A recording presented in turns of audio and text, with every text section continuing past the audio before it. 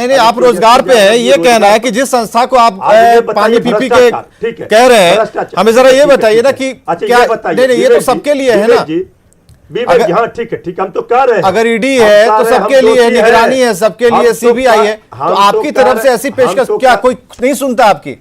हम तो कह रहे हैं कि भ्रष्टाचार का पैमाना क्या है। कर्नाटका में येदियुरप्पा जी का आपने देखा होगा, भ्रष्टाचार के आरोप में क्या क्या, आज गडकरी जी को हटा करके केंद्रीय चुनाव समिति नहीं, तो इस पे बहस तो बातचीत तो इस पर हो रही है ना, इसका आप लोग क्यों नहीं इस पर संज्ञान लेते? बड़ा मुश्किल है, पहले सुन लीजिए ना। यही बीजेपी के पूर्व राष्ट्रीय अध्यक्ष, अभी स्वर्गीय हो गए, आदरणीय उस समय के बंगारू लक्ष्मण जी, वो बेड़े पर नोट मिला था उनका, वो भी दृश्य हम लोगों ने देखा था। उस समय तो हम राजनीति में आए भी नहीं थे। देखिए, भ्रष्टाचार का पैमाना, तराजू जो है बराबर होना चाहिए न्याय का।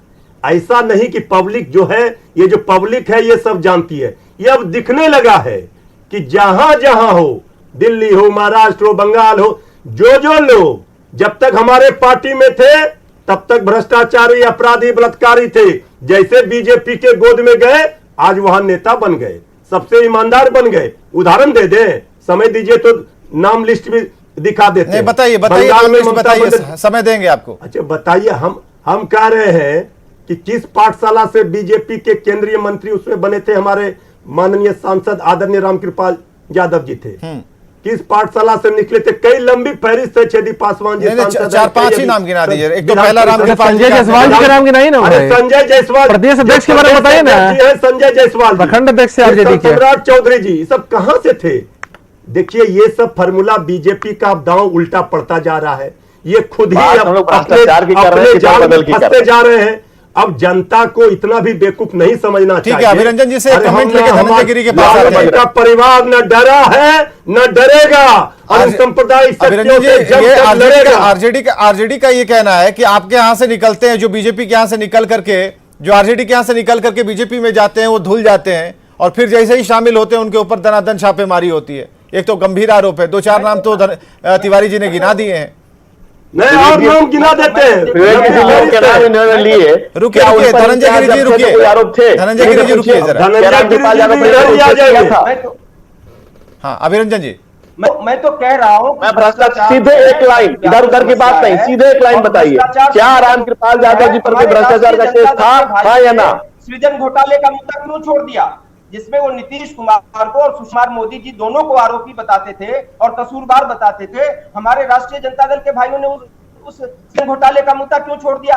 हमारे साथ पटना में बैठकर कितने सारे आरोप लगाते रहते थे, आज वो सारे मुद्दे कहां हैं? भ्रष्टाचार पर सुविधा की राजनीति तो सभी कर रहे हैं ना, सभी कर रहे हैं। तो इस बात को भी तो देखना पड़ेगा कि आज जो है आपके साथ आ गए नीतीश कुमार, तो उनका कोई भ्रष्टाचार नहीं है, और नीतीश कुमार भी आपके साथ ले गए तो आपका कोई भी भ्रष्टाचार नहीं दिखाई दे रहा। नीतीश कुमार ने क्या क्या नहीं कहा लालू यादव और उनके परिवार के लिए। मैं किसी आरोप की पुष्टि नहीं करता हूं, क्योंकि आरोपों की पुष्टि करना जांच के बाद सबूतों के साथ ये कानून व्यवस्था काम है, अदालतों का काम है। मैं किसी आरोप की पुष्टि नहीं करता, लेकिन नीतीश कुमार ने क्या क्या नहीं कहा लालू परिवार के खिलाफ, और लालू कुमार ने क्या क्या नहीं कहा नीतीश कुमार के खिलाफ। तो आप अगर सत्ता की राजनीति के लिए भ्रष्टाचार के आरोप लगाते लगाते गलबहियां कर सकते हैं, तो यह सुविधा तो बीजेपी को भी प्राप्त है, और बीजेपी वही चीज कर रही है। मैं उससे एक बड़ी बात कह रहा हूं कि अगर बीजेपी चुन चुन कर विपक्षी नेताओं को टारगेट कर रही है, तो मैं आप चीज कह देता हूं कि प्रधानमंत्री नरेंद्र मोदी ने लाल किले से कहा कि भ्रष्टाचार के खिलाफ हम एक निर्णायक युद्ध छेड़ेंगे, और उसी दिन से हम लोगों को, सब लोगों को पता है कि अगर नरेंद्र मोदी ने लाल किले से कहा है तो भ्रष्टाचार के खिलाफ जो है देशव्यापी कार्रवाई होगी।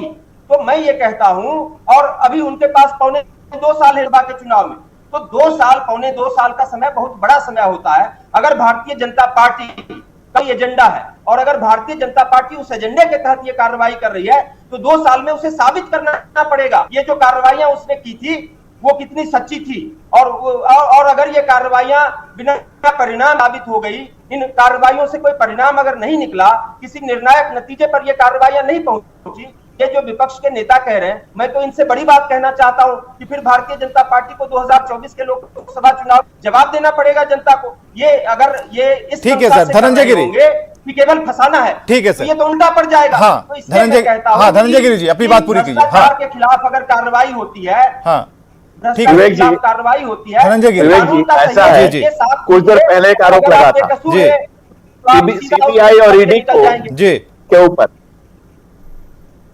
आप बताइए, हाई सुप्रीम कोर्ट ने कहा था कि it looks like a parrot cage. तो ये हमारा आरोप नहीं था, ये कांग्रेस के राज में था। और एक भी जांच एजेंसी अगर हमारे शासनकाल में बनी हो तो आप बता दीजिए, एक भी जांच एजेंसी